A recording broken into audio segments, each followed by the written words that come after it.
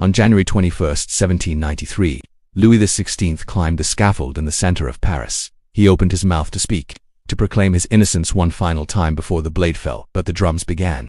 15,000 soldiers surrounded the square for one purpose only, to make certain no one heard his final words. What could a dying king possibly say that terrified an entire nation into drowning out his voice with thunder? The answer to that question lies not in his execution, but in the 4 years of absolute chaos that led France to that blood-soaked platform, because the French Revolution wasn't just about killing a king. It was about watching an entire civilization tear itself apart, piece by piece, soul by soul, until the streets ran red and nobody could remember what they were fighting for anymore. By 1788, France was already dying. 50% of every coin the government collected went straight to paying interest on debt, not reducing the debt itself, just the interest.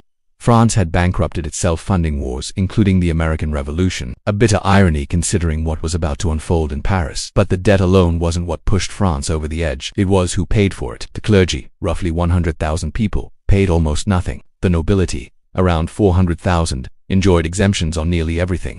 Meanwhile, 27 million commoners, peasants, merchants, laborers, carried the entire crushing weight of a dying kingdom on their backs. A farmer might surrender half his harvest before his children could eat a single meal. Then the weather turned against them. The harvests of 1787 and 1788 failed catastrophically. Hailstorms destroyed crops, drought turned fields to dust. An unusually savage winter followed, and by early 1789, bread prices in Paris had doubled. For families already spending 80% of their income on food, this wasn't hardship. This was starvation at their door, knocking with skeletal fingers. Louis XVI, desperate and cornered, did something no French king had done in 175 years. He summoned the Estates General, a representative assembly of clergy, nobility, and commoners, hoping they would authorize new taxes to save his throne. Instead, he lit the fuse that would blow his entire world apart. The meeting was scheduled for May 1789 at Versailles, and from the moment the representatives arrived, everything went wrong. The nobility and clergy wanted each estate to vote separately, ensuring their 2 votes would always outnumber the commoners' 1. The third estate, representing 97% of France, demanded voting by headcount, which would give them numerical superiority. For 6 weeks, they deadlocked on this single procedural question while France continued its slow collapse into bankruptcy and hunger. People were dying in the streets, and men in powdered wigs argued about voting rules. Then, on June 17, 1789, the Third Estate did something unthinkable. They declared themselves the National Assembly, representatives not of one estate among 3, but of the entire French nation. They were claiming they were France itself, and the king could either accept it or become irrelevant. Louis responded by locking them out of their meeting hall. On June 20th, the deputies arrived to find the doors barred and royal guards standing watch. So they found another room, a tennis court used by the royal family, and there, standing on the polished wooden floor where aristocrats played games. They swore an oath that would change history. They pledged not to separate until France had a constitution, until the nation had a written set of laws that even the king would have to obey. This was revolution disguised as procedure, and it was already too late to stop it. Louis backed down within days, ordering the clergy and nobles to join the National Assembly, but he wasn't surrendering.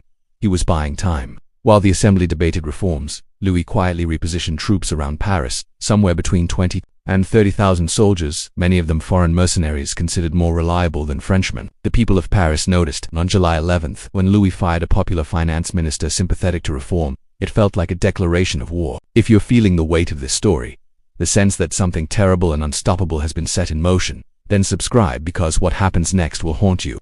This revolution is only beginning, and the darkness that's coming will make everything you've heard so far seem almost gentle by comparison. On July 14, 1789, Parisians decided they needed weapons to defend themselves against whatever the king was planning. They had already raided one armory for muskets, but muskets are useless without gunpowder. The powder was stored in a medieval fortress on the eastern edge of the city called the Bastille. The fortress was imposing 8 towers with walls up to 8 feet thick. But by 1789 it housed exactly 7 prisoners, 4 forgers, 2 men judged insane, and 1 aristocrat imprisoned at his family's request for libertine behavior.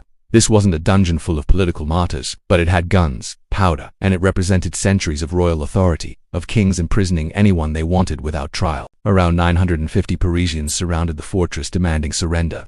The governor tried to negotiate, but shots were fired. It's still unclear who fired first. The siege lasted for hours. The attackers lost about 100 men, but they dragged up cannons, and the governor, fearing massacre, surrendered. What happened next shocked Europe. The crowd didn't accept a dignified surrender.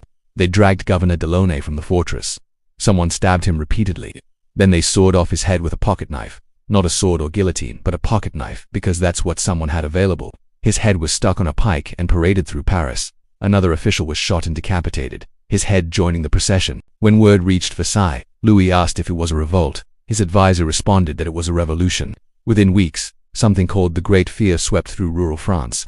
Rumors spread of aristocratic conspiracies, of brigands hired by nobles to burn crops and punish peasants. Most rumors were false, but French peasants had no way to verify information. They only knew something momentous had happened and they were terrified of retaliation. So they armed themselves and attacked. They stormed manor houses and broke into wine cellars, but most importantly, they targeted the archive chambers where feudal records were stored. For centuries, these documents had proven which families owed which dues, which villages had to provide labor, which lands the lords controlled. The peasants understood that destroying this paper would destroy the evidence of their obligations. Across France, centuries of accumulated legal oppression went up in smoke. The National Assembly, watching the countryside burn, held an extraordinary session on the night of August 4, 1789. What happened would be called the Night of Miracles or the Night of Patriotic Delirium. Liberal nobles began proposing the abolition of feudal privileges, then competing with each other to surrender their rights. One by one, they announced they would give up hunting rights, tithes, seigneurial dues, tax exemptions, judicial privileges, the monopoly on dovecotes and rabbit warrens. By dawn on August 5, feudalism in France had been formally abolished. A system that had structured French society for 1,000 years collapsed in a single night through a vote. 3 weeks later, on August 26, the Assembly issued the Declaration of the Rights of Man and of the Citizen, proclaiming that men are born and remain free and equal in rights, that liberty, property, security, and resistance to oppression were natural and inalienable. For the first time, a major European nation declared in writing that human beings possessed inherent rights no government could legitimately violate. But declarations don't fill empty stomachs.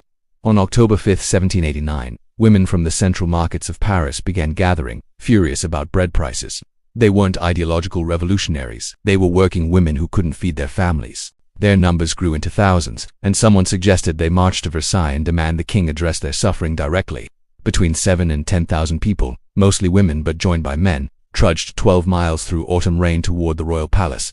Many carried pikes, muskets, even cannons. They reached Versailles in the evening and surrounded the palace. Louis promised to help provision Paris with grain, but the crowd settled in to wait through an increasingly tense night. Around 6 in the morning on October 6, armed protesters found an unlocked gate and broke into the palace. They reached the Queen's apartments. 2 of Marie Antoinette's bodyguards were killed, one literally torn apart. The Queen barely escaped through a secret passage. The crowd had one demand that could not be refused: the royal family must return to Paris with them. Louis agreed because he had no choice. That afternoon, the procession began. The king, queen, and their children were escorted back to Paris. Surrounded by the revolutionary crowd, women marched alongside the carriage carrying pikes decorated with bread. Others carried the severed heads of the murdered bodyguards on poles. The royal family would live at the Tuileries Palace in central Paris from now on, never to return to Versailles. The King of France was now effectively a prisoner of his own people. Over the next 2 years, the Assembly attempted to design a constitutional government from scratch. They redrew France's entire map, abolished guilds, nationalized church property, and transformed the Catholic Church into essentially a department of the state. The civil constitution of the clergy required priests to swear loyalty to the constitution over the Pope.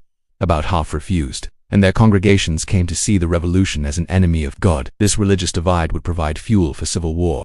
Meanwhile, Louis had been playing along while secretly hoping for rescue. He had signed every decree, accepted the title King of the French instead of King of France, smiled and waved and pretended. But Louis was miserable. He was a devout Catholic, forced to sign laws attacking the church. He was a king who had lost all real power.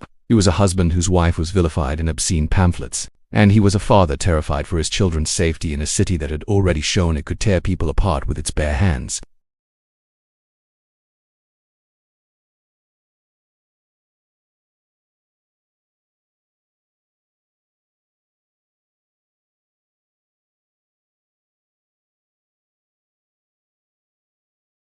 Leave a comment below with your thoughts, because this story is far from over.